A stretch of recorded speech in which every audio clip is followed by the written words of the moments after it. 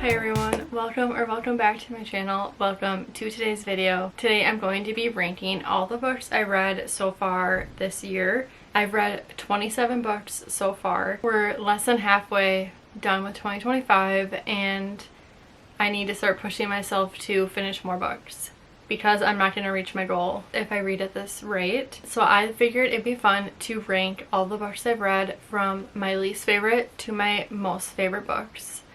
And yeah, we'll kind of talk about what I thought about them and why I ranked them what they're ranked. So number 27 is The Striker. I only DNF'd 3 books so far this year.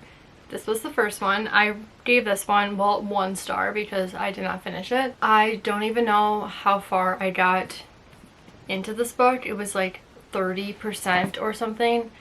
I just could not get myself to keep reading for some reason. I don't know. The main male character just gave me the ick. Yeah, I don't know.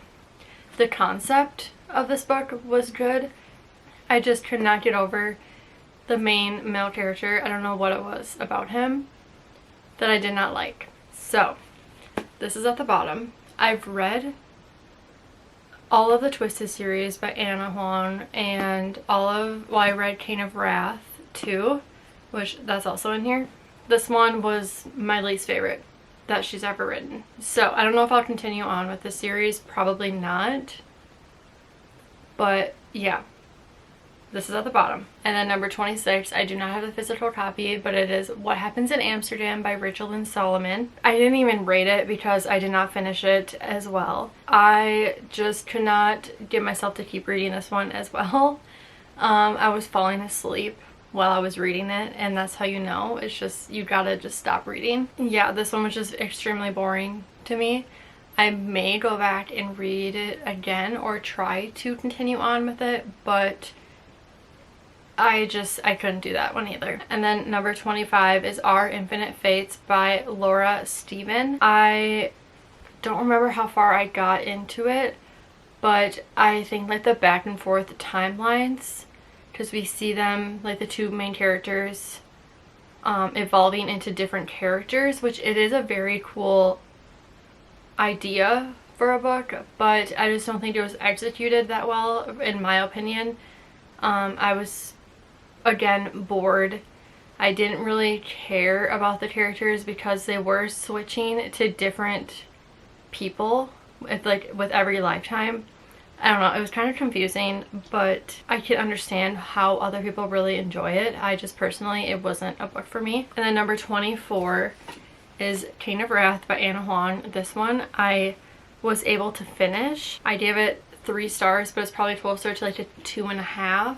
I was able to complete the whole book, but I still kind of found myself not wanting to read it anymore. Like, I wasn't very excited to pick it up. In the beginning I was excited to read it because I was in the mood for like a billionaire romance, but her books are just a little on the dark side for me. I don't even know if it's necessarily dark, but I don't know if I'm the kind of person that likes these kind of books. And then number 23, which I'm very upset about this one, it's Deep End by Ali Hazelwood. This one, I did not enjoy it at all. I gave this one a 2 star. I love Ali Hazelwood. I am a really big Ali Hazelwood fan. This one was not it for me. I, again, did not like the main characters, both of them. I don't even have the words. This one, I can understand how people like it too. Like, Ali Hazelwood writes very fun books, but I didn't like it. But still gonna read all of Ali Hazelwood's books whenever they come out. I just feel like I am more into her STEM romances, and then also Bride. That's my favorite one by her. So I'm excited for the next one. This one was just not for me. And then number 22 is Story of My Life by Lucy Score. I've only read 2 books by her. This was my second one, and this was kind of just a predictable small town romance. It's a fun book to read. It's not anything that's going to be like memorable. I will say it is very extremely long, and I feel like it kind of drags on. I think like the last 30% I pretty much skimmed to the end, because it's like over 500 pages. Yeah, 512 pages, which I don't think that's necessary. Unless you're really loving the book, I don't think it's necessary. Her writing is really fun and enjoyable, but it's nothing that I'm gonna be obsessed with and want to go back and reread. I gave 3 stars for this one. And then number 21 is Summer in the City by Alex Astor. This one I also gave 3 stars. It was a good book in the moment. I really did have a lot of fun reading it. It's a short romance that takes place in New York City. The storytelling was really good. The details where like the setting takes place is really good. It's just, again, nothing that I'm going to be obsessed with and want to go back and reread, but I do recommend it. And then number 20 is Foxglove by Adeline Grace. This is the second book in the Belladonna series. I love Belladonna. I read that one twice, and that one was a 4-star for me, I think. Yeah, I rated Belladonna 4 stars. And Foxglove I gave 3 stars. It was still really good. It's just the first one was better in my opinion. But I was loving going and seeing the characters after like the first book takes place.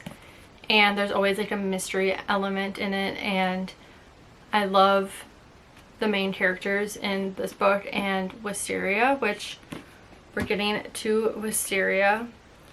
That's number 19. I do not have the physical copy. Wisteria, we get a different point of view. It's not Signa's point of view. And this one I also gave 3 stars. It was a good conclusion to the series, and I definitely recommend if you love, it's young adult, more dark gothic fantasy, and there's different magical elements in it. It's a good series to start if you're just getting into fantasies. And then number 18 is Swift and Saddled by Lila Sage. This is the second book in the Rebel Blue Ranch series. This is a small town cowboy romance. This one, they end up working together. She ends up being the interior designer for this new project that's going to be on the family ranch. I remember being really excited for this one because I loved Weston, the main male character's character in Done and Dusted. And this one was very good still. It just was my least favorite in the whole series. And I forgot to mention, this one I gave 3 stars. And then number 17 is Say You'll Remember Me by Abby Jimenez. I gave 3 stars. This one I was disappointed by because Abby is one of my favorite authors, and this one just kind of let me down just a little bit. It was my least favorite out of all of Abby's books. I did enjoy the characters. I think the part that I didn't like was them being separate the entire time, pretty much. And it did feel very insta-love, even though they hated each other in the beginning, but it was very fast-moving, and I felt myself kind of, I don't know, just almost annoyed with the main female character. And then number 16, we have Lost and Lassoed. This is the 3rd book in the Rebel Blue Ranch series. This one is very similar to Heartless by Elsie Silver. It's single dad. She ends up having to help him nanny, and it is very similar. But Heartless is just, nothing can beat Heartless to me. That's like the most perfect book. And this one I did give 3 stars. It's probably closer to like a 3.25, 3.5. It was really good. I will always be a sucker for these types of books. Number 15 is The Friend Zone by Abby Jimenez. This is her first book that she's ever written, and it was extremely good. I gave it 3 stars, but again, this one's probably closer to 3.5. I didn't enjoy this as much as the Part of Your World series. That series is like one of my all-time favorite romance series, but this one is still very good, and it has like the classic Abby touch to it. It's very fun, and there's lighthearted parts, and then there's also like deeper, more emotional parts to it. Okay, number 14 is Wild Side by Elsie Silver. This is the 3rd book in the Rose Hill series. This is my least favorite out of the whole series. This one, they end up having to get married because she has to have custody of her nephew, and he also needs to have custody. I'm not like a huge fan of the marriage of convenience type of trope. I like fake dating, but the fake marriage I'm not a huge fan of. But Elsie Silver she can't write a bad book, so I always recommend her books. This is just my least favorite in the series, but I still gave it 4 stars, so that can show you it's still really good. Okay, and then number 13 was just a short story that Abby Jimenez released this year, The Fall Risk.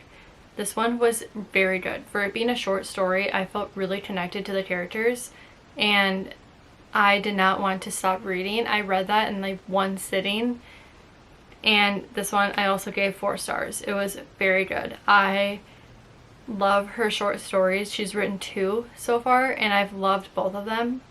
It's just amazing that with such a short amount of pages that she can make you really connect to the characters, and love it. Number 12, I do not have the copy, but it's Wild and Wrangled, the last book in the Rebel Blue Ranch series. I loved Dusty, the main male character, and I feel like it was a good ending and conclusion to the series. Even though I'm sad it's over, it was a really good ending, and I gave that 4 stars. And then number 11 is Great Big Beautiful Life by Emily Henry. I gave that one 4 stars as well.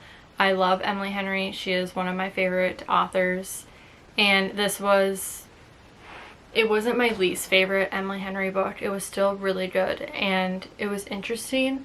It was definitely different than any of her other books, but not in a bad way. It felt really similar to The 7 Husbands of Evelyn Hugo, if you've read that, by Taylor Jenkins Reid, but still had some differences. Like, it still had the Emily Henry like touch to it, and she is just an amazing author. And then we're down to the final 10. So number 10, Done and Dusted by Lila Sage. This is the first book in the Rebel Blue Ranch series.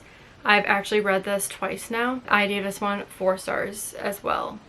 I feel like this isn't a lot of people's favorites out of the series, but for some reason it's mine. I don't know. I love Luke, the main male character. He is just such a fun character. It's brother's best friend.